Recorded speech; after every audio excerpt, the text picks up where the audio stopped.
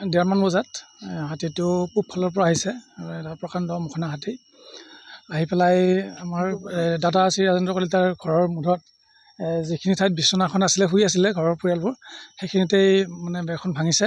কথমপি পৰিয়ালটোৰ সৰু বাচ্ছাও আছিলে, কথমপি ৰক্ষা পৰিছে, এনেকৈ ভাঙিছে আৰু হাতীয়ে। দিনৰ পৰা এনেকৈ হাতীয়ে সদায় তাণ্ডৱ চলাই আছে আমাৰ এই অঞ্চলত। ইতিমধ্যে আমাৰ ঘৰৰ এই পূবফালৰ ঘৰখনত যোৱাকালি মানুহ মৰিছে। গতিকে আপোনালোকৰ এই মিডিয়াৰ জৰিয়তে মই বিভাগীয় কৰ্তৃপক্ষক যাতে এই ক্ষেত্ৰত এটা মানে যথেষ্ট পদক্ষেপ গ্ৰহণ কৰে, তাৰ কাৰণে অনুৰোধ জনাইছোঁ। হাতী প্ৰায় আহি থাকে নেকি? হাতীটো প্ৰায় আহি থাকে। এইটোতো আমাৰ এটা মানে কি ক'ম আৰু, হাতী আমি জন্মৰ পৰাই পাইছোঁৱেই, আৰু হয়তো অনাগত দিনতো হাতীৰ লগতে সংঘাত কৰি কিজানি জীৱনখিনি পাৰ কৰিব লাগিব। আৰু যথেষ্ট বৃদ্ধি পাইছে, আগতকৈ কম হোৱাৰ লক্ষণ নাই, হাতীৰ সংখ্যা বাঢ়ি আছে। আগতে বাৰীত আহিছিলে, কঁঠালবিলাক খাই গৈছিলে, ঘৰ দুৱাৰ সেনেকৈ নাভাঙিছিল, কিন্তু আজিকালি ঘৰ ভঙা আৰু মানুহ মৰাৰ পৰিমাণটো বেছি হৈছে। হাতী মানুহৰ সংঘাতৰ সমস্যা সম্পূৰ্ণৰূপে বেধ হৈছে। লগতে আমাৰ এই সুযোগতে মই আৰু এটা কথা ক'ব বিচাৰিছোঁ, যিহেতু হাতী আহিলে হাতীৰ ক্ষেত্ৰত অকণমান আমাৰ যিটো কাৰেণ্টটোৱে অলপ সকাহ দিয়ে, কিন্তু সেই ক্ষেত্ৰত আমাৰ সন্ধিয়া ঠিক 9টা-10টা মানৰ পৰাই কাৰেণ্টটো কাটি থৈ দিয়ে, বা কাটি থৈ দিয়ে নে নাইকিয়া হৈ থাকে, মুঠতে কাৰেণ্টটো নাথাকে। কাৰেণ্টটো কালিও কাৰেণ্ট নাছিলে, গতিকে এন্ধাৰতে আমি এতিয়া ইফালে দবা-পিটা বৰষুণ চলি আছে, বৰষুণত ওলাবও নোৱাৰোঁ, একো দেখিও নাপাওঁ। এনেকুৱা কণ্ডিশ্যনত আমি হাতী খেদাটো বিচাৰ কথা, নিজে মানে বাচিব পাৰিম নে নোৱাৰিম, ক'ত থাকিম ক'ত যাম, এনেকুৱা পৰিস্থিতি। গতিকে এই ক্ষেত্ৰত কাৰেণ্টটো আমাক যথেষ্ট অসুবিধাৰ সৃষ্টি কৰিছে। পঢ়া টেবুলটো পঢ়া শুনাটো বিচাৰে কথা, এতিয়া যে জেগাত যে পঢ়ি থাকিব, সেই পঢ়ি থকাৰ পৰিৱেশটোৱেই নাই। ৰাস্তাত চিঞৰ বাখৰ, হাতী হাল্লা হয়, ল'ৰা ছোৱালী ওলাই লৰ মাৰে, আকৌ ঘৰত আহিও মানে কোনফালৰ পৰা আহে কোনো মানে হেৰি নাই, নিশ্চয়তা নাই। গতিকে শান্তিৰে পঢ়ি থাকিব নোৱাৰে ঘৰত। গতিকে কোনো ফালৰ পৰা এটা সুস্থ পৰিৱেশ নাই আৰু আমাৰ এই অঞ্চলত। চৰকাৰক দাবী জনাইতো ইতিমধ্যে বিগত বছৰবোৰত বিভিন্নজনে বিভিন্ন ধৰণৰ দাবী মানে কৰি আহিছে। গতিকে দাবী এইটোৱেই, উপদ্ৰৱ, এই উপদ্ৰৱত যোৱাৰ নিশা যি হাতী সোমাই আমাৰ আৰ্য বিদ্যা মন্দিৰ স্কুল ঘৰটো ভাঙে, প্লাছ ওচৰৰ 10-12 ঘৰমান ভাঙে।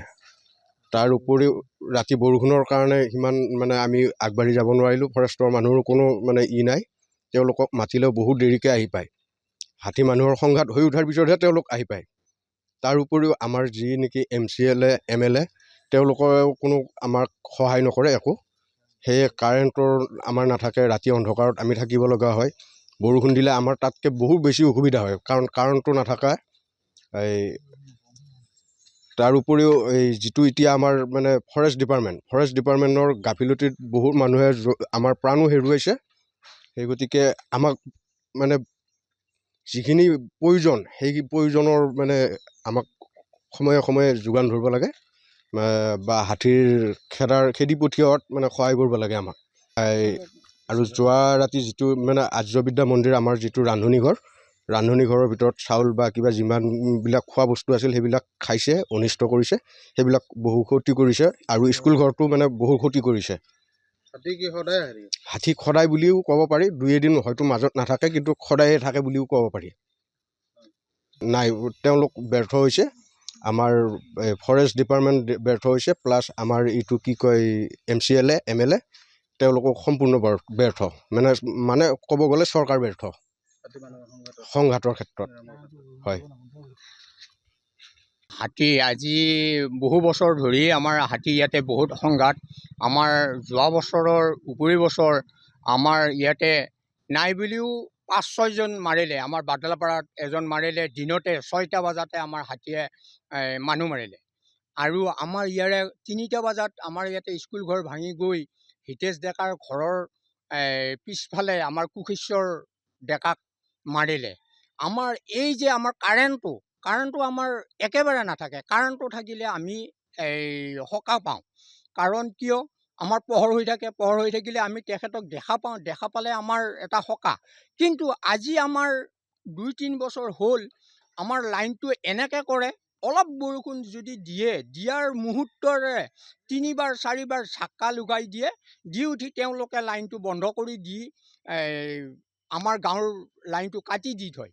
আৰু বাগান লাইনটো ইতিমধ্যে মই ৰাস্তাত গ'লে দেখা পাওঁ, আমাৰ যিটো বাথৌ মন্দিৰৰ ওপৰেদি তিনদিলীয়া তাঁৰ গৈছে, সেই লাইনটোত চক মাৰি থাকে। আৰু সেইটো লাইনত যদি লাইন থাকে, আমাৰ গাঁৱৰ পৰিৱেশৰ লাইনটো কিয় নাথাকে?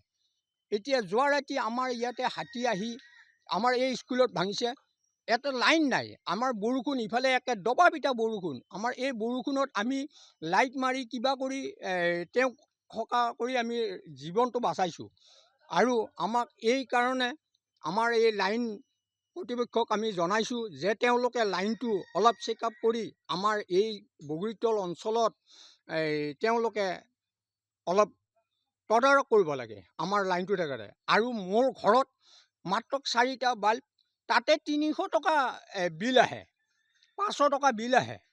কাৰণটো কি? তেওঁলোকে